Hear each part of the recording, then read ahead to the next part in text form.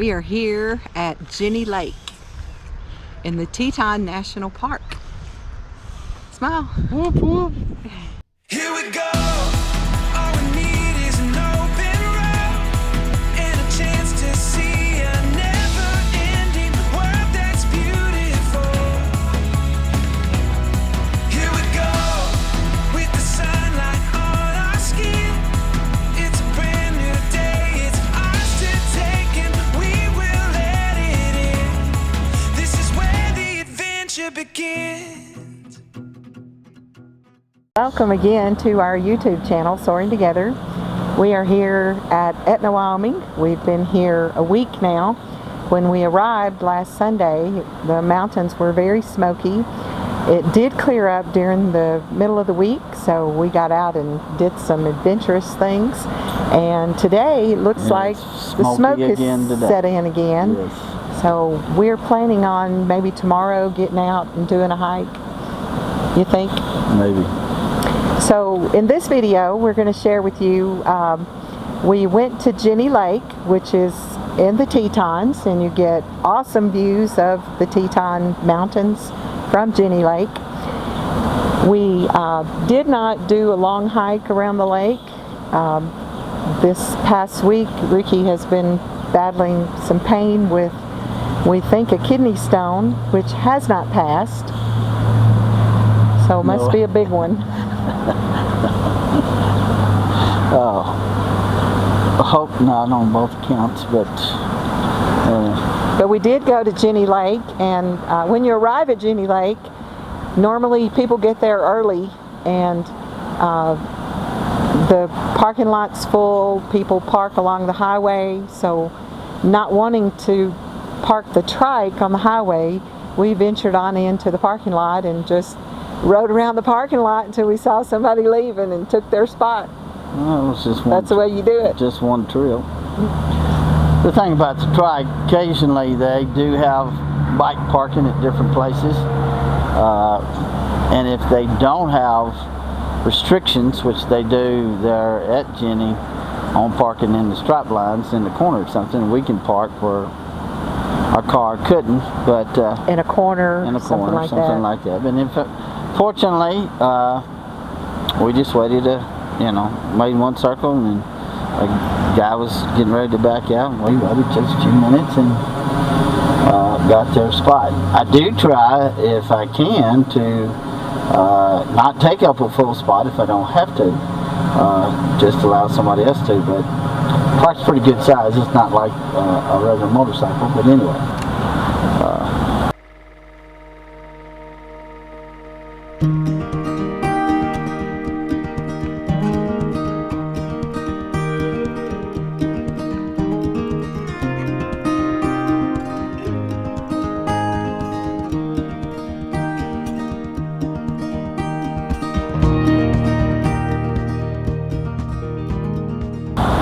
But they do have a short hike. I believe one hike is about an hour and a half long. And then they have a 7-mile hike that you hike all the way around the lake.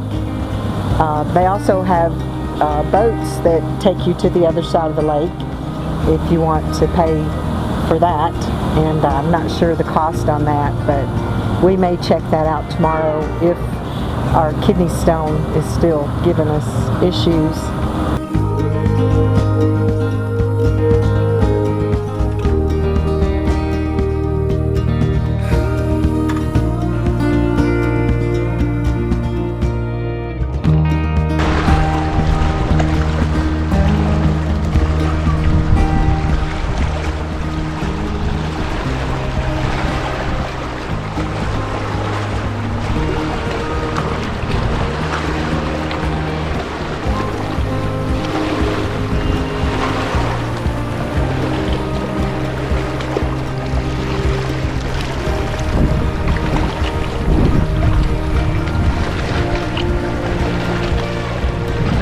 We just don't want to be down a long trail and that kidney stone decide that it's ready to pass through some tubulous places that cause very, very extreme pain.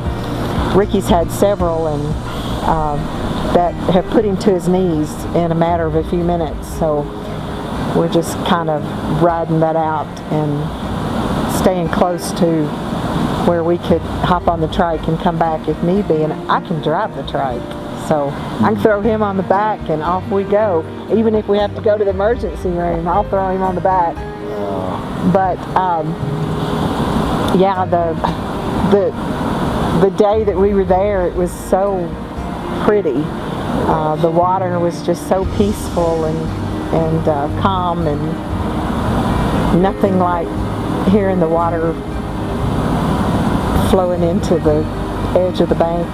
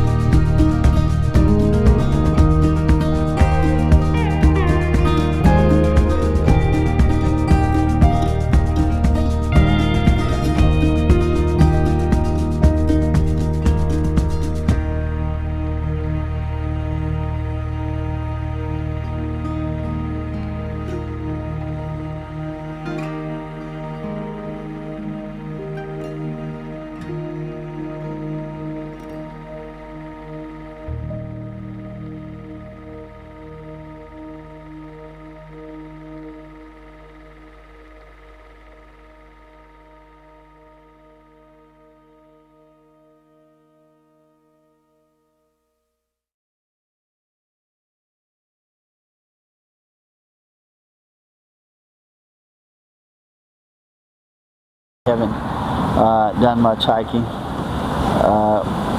Before we get to a place, we usually try to find out some or of the attractions or the things that we'd like to do before we get here. And unfortunately, we haven't been able to do as much of that as we'd like to. We did take a big journey on Friday to Yellowstone, which we'll have a video on that coming up. I'm sure she'll have a video on that. But we're about 45 miles out of Jackson Hole, and then we're probably another 45 or 50 to the entrance of Yellowstone. So we had about a 14-hour day that day. And if you're familiar with Yellowstone, it is a huge national park. Oh, absolutely. We ended up our day that day riding over 300 miles. Yeah, well over 300 miles.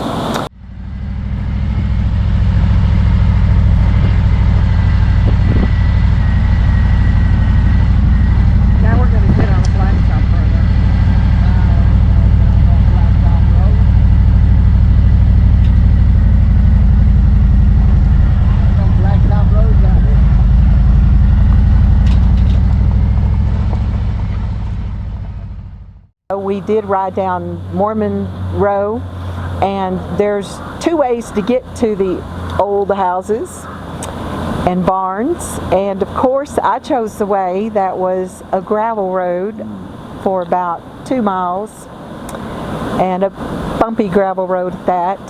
So if I had chosen the long way around, we would not have been on that gravel road. But anyway, we made it there, and I got some awesome pictures.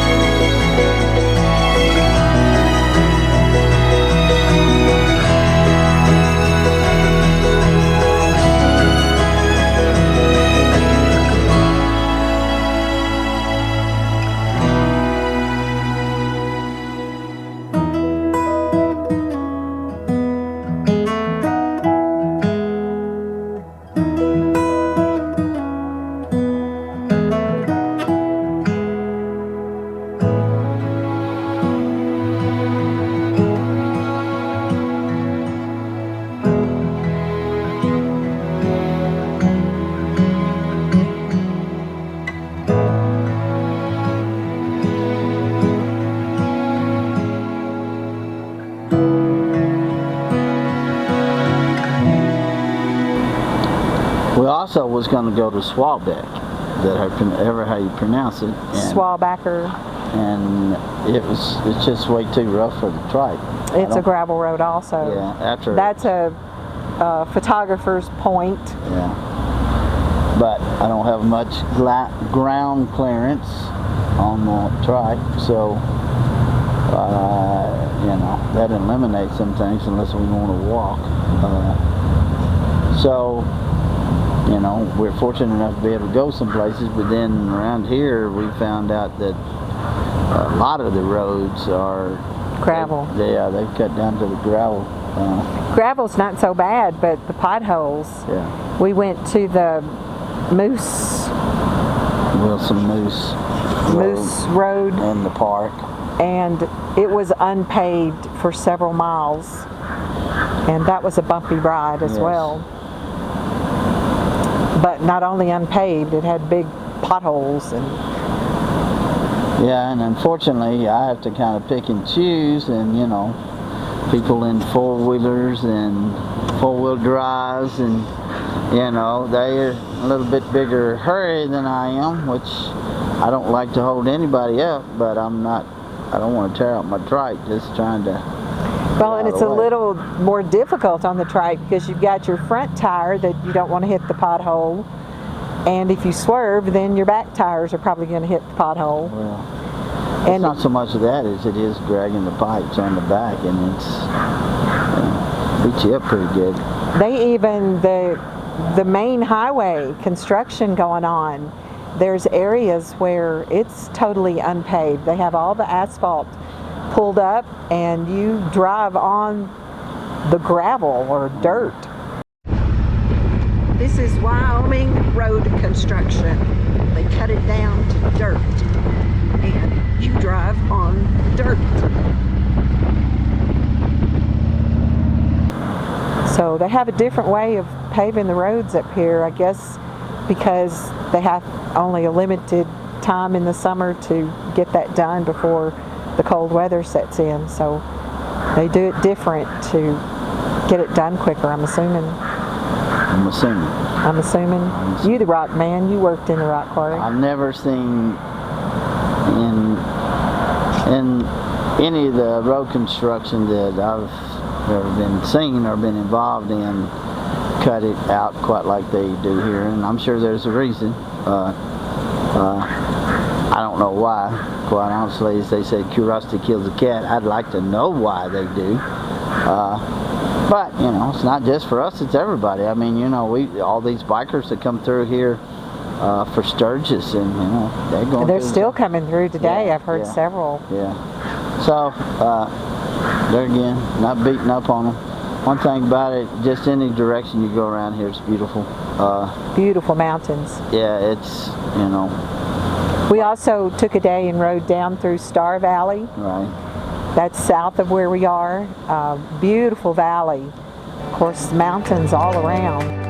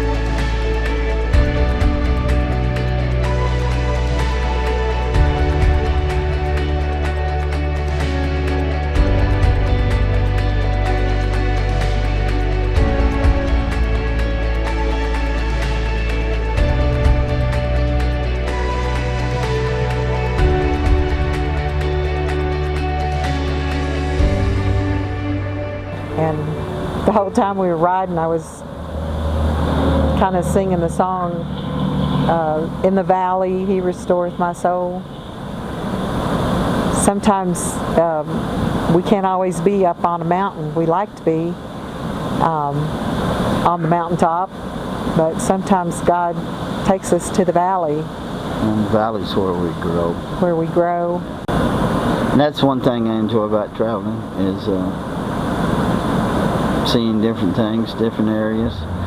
Even there's products that are in different regions of the country that you don't get in other regions of the country. So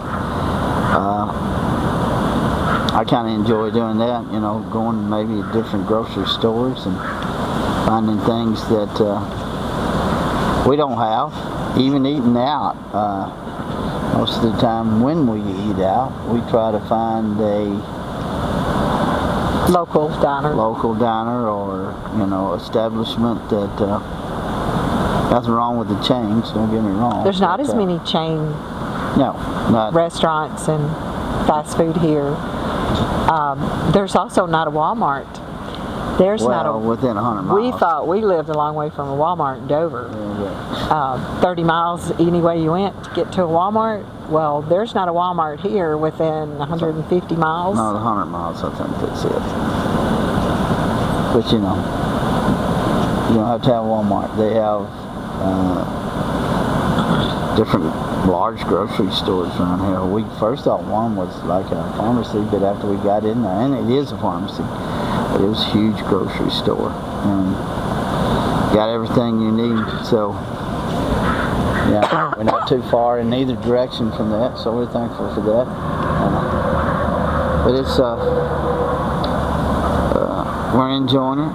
Like I say, the pain sometimes, but you know, life, you have to deal with pain. And the problem with that sometimes is when you don't know what it is, you know, your mind goes in all kinds of directions, and you know what it could be and all. But the way this started out, thankfully, with all the work that I've done all of my life, I don't have any back problems. And when I start hurting my lower back, that's usually a very good sign of a kidney stone trying to move and drop down. And I've had them over the years, you know, move a while and quit, and move a while and quit. But I've really tried hard to flush this one out, but that's what it is thus far. Hasn't been successful, but maybe it's the difference in the altitude. It's possible. I mean, you know, even my body's reacting differently. Maybe you should have jumped in one of those mud things at Yellowstone. Yeah, and scalded On Friday. myself. Yeah. So in other words, she's trying to get rid of me. Okay. We will have that Yellowstone video coming soon, but just to give you a little forewarning, I didn't like that hot ground. I wanted out of there. Those things spewing up hot, muddy, yucky stuff looked like the earth was ready to explode. I just wanted out of there. So we didn't tear it, but it's But we saw some beautiful waterfalls. Oh, it's amazing just how that within a few miles you can go and geographically it changes. And we're just thankful for the journey. Thankful for those of you that have joined the journey so far. And of course, everywhere I go, I laugh and tell them, when you're RVer, where are you from? Well, they always ask where we're from. Yeah, of course. Yeah. They want to know what part of the South we're from. Yeah. I said, well, I'm a redneck from Tennessee. A real short story. One of the last parks we were at, a gentleman was tying his fishing lures on, and he was talking to another gentleman. Me and Denise were walking, and the gentleman was tying the line on and said, I hope it don't look too redneckish.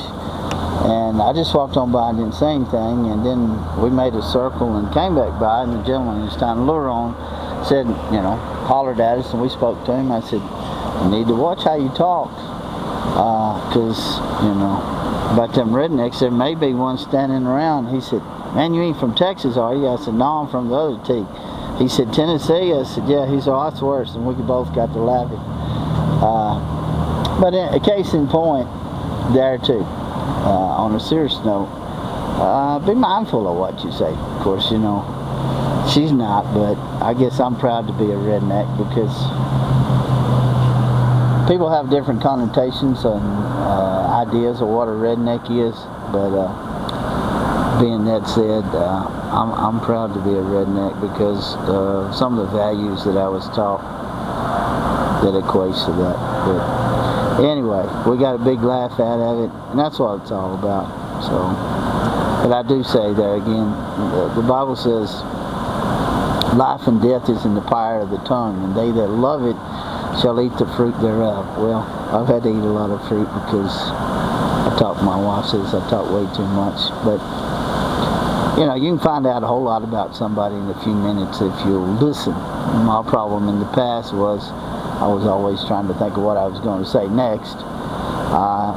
Sometimes you just need to listen. Sometimes people just need somebody to vent to, somebody to just talk to, and and there again, meeting people from all over the country and the world, as far as that goes. It's just an awesome experience. We had the privilege of the next to the last place we stopped, meeting a couple in a motorhome, and they just got in their rig and a while back, not too long before they were there. Anyway, we got to talking, and he had told me how he had a priest pray over his rig, and in the conversation I just realized I've been a pastor for 30 years, and he said, well, I'd like for you to pray over my motor coach. And afternoon before we left, we went in and talked obviously for a while and prayed over the rig, and I laughed. When we got done, he said, I didn't know a redneck could pray like that. I said, well, I don't know how a redneck's supposed to pray, but thankful for those opportunities. I mean, I used to be a very preachy person. You can show the love of Jesus and just not preach all the time.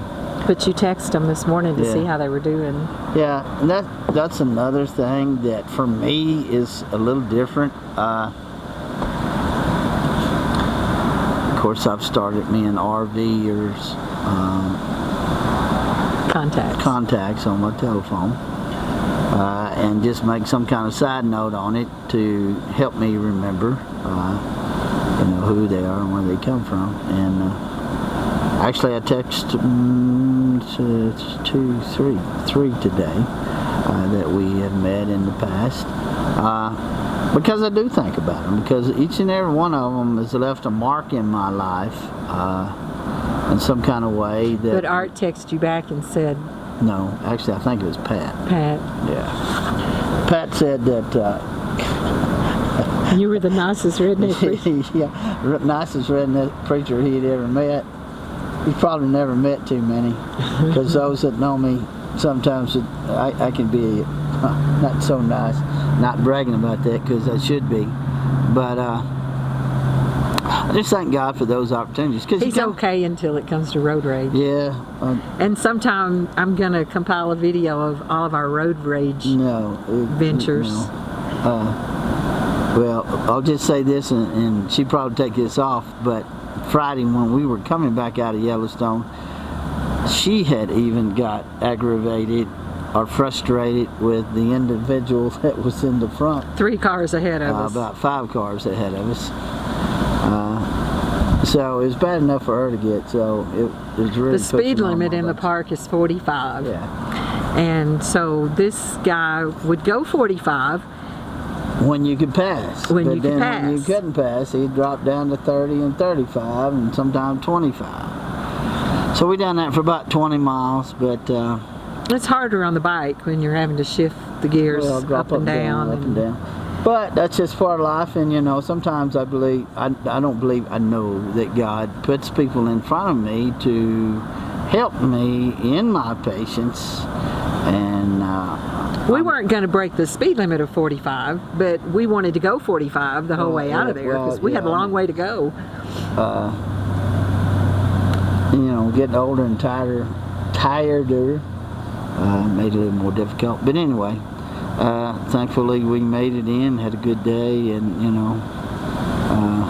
Right now, behind us, I don't know if you can see it, probably not, but we have our Traeger going. We're smoking a pork loin. Gonna have a big Sunday meal after a while, so you all come on up and join us. The reason I'm laughing, I love to watch Family Feud reruns, and this one lady was trying to describe to Steve a loin. A loin. And she's from a little further south. What was the question? I don't remember. I should. I watched it. But she was from a little further south, I think, than even I am, and he didn't understand what she said, and she spelt it. And she wasn't saying loin though; she was saying lawn, pork lawn. Yeah, but that's what I was saying. She uses half the cities around here. I don't pronounce correctly. Yeah, a lot of them have French, like the Dubai. I'm probably pronouncing that wrong because I think it is pronounced more in a French. I don't know pronunciation. But obviously, when people start talking to me, they realize most of the time real quick that I'm from the southern part of the country. The next place we're going is back to Colorado to. We pronounced it last year Vallecito. We found out after we got there it's actually pronounced Vicito. Yeah. And there again, one of the places that we met some folks that we have kept in contact with. Absolutely had a blast there with some. And we've already said it, but one day we went out to eat breakfast, I don't know, about 7 o'clock. And it was almost lunchtime by the time everybody had walked by. We were sitting outside at the table. We were sitting outside talking to folks. To me, that's what it's all about. I mean, you know, everybody tells me now I'm retired. Why am I in a hurry? Not necessarily in a hurry. And I'm thankful for the opportunity to do so. But sometimes if I got somewhere I need to be, I'm definitely a type A personality, wired way too tight sometimes. Trying to get better, but I had a conversation real quick with another couple from home, and I said, I think I'm getting worse as I get older. Of course, he said he was getting better, and his wife said she was getting worse. And I don't know. Getting worse about what? Well, just things, frustrating them with driving and just, things. Of course, everybody's a professional driver. I make a lot of mistakes, but my concern today is, especially on the trike, we just spent some money on it to put some more lights on it, actually to be more visible.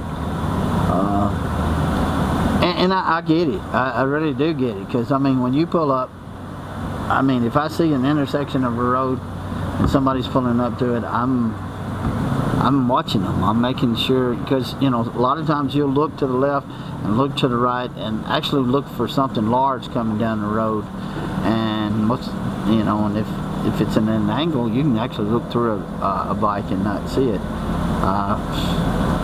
So I try to be very mindful of that, and thankfully, the Lord has kept us, and we usually try to find a church if we're somewhere over a weekend, but right here we haven't.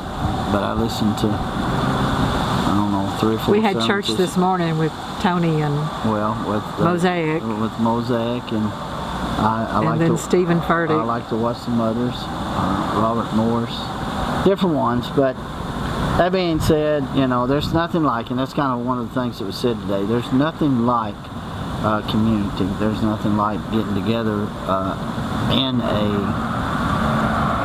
we call it church a building, but it's not. The church is the people. So I miss that tremendously.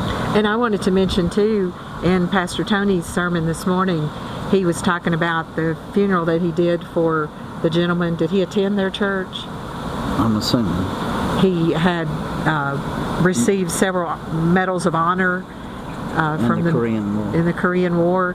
And if you haven't had a chance, go back and watch our last video of the National Museum of Military Vehicles there in Dubai.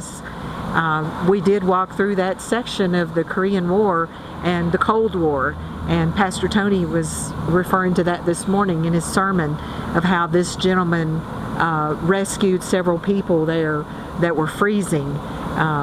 They actually, they didn't have the materials to make sandbags to protect themselves, and they actually had used the frozen bodies to pile them up to, I guess, make the shields or barricades to protect them from the enemy. But I'll also put a link to Mosaic on this video, so you can go watch Pastor Tony's sermon. It was a wonderful sermon this morning. On that note, in the Korean display, there was a statement was made by one individual. I'm sorry, I don't remember what his name was, but he said, "I haven't been warm since then," because it just got so brutally cold, and they weren't prepared for it. And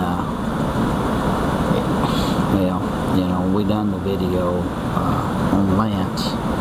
But there again, we're thankful for those that have fought for the freedom that we have, and I try not to take that for granted. Not only in the natural in the United States, but more importantly for those spiritually that have fought battles for us in a lot of different ways, and are still fighting today. This is just my opinion, and I'm going to be done because I've talked way more than I should. That's why I don't get many videos. But I don't believe there's a time limit on prayers. I believe that prayers that our forefathers, and I believe that prayers that my grandparents and different ones prayed, if they haven't come to pass, some of them I still believe are going to come to pass. And so I say that, for your children, for your grandchildren, don't give up on them. Continue to pray, continue to believe, and things can change in any of us lives. And I do know this on a personal basis in a lot of ways. and most of you do too. Life can change in just a few seconds, a few moments of time. We're not promised tomorrow. So, not as a side note, we need to be prepared. I mean, my father-in-law used to say we drive within 2 to 3 foot of death all the time, and I'm just as guilty, probably more so than a lot, you know.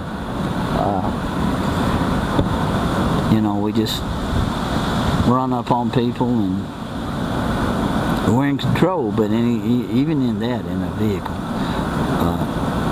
something could blow out, something could change, and we're not in control like we think we are.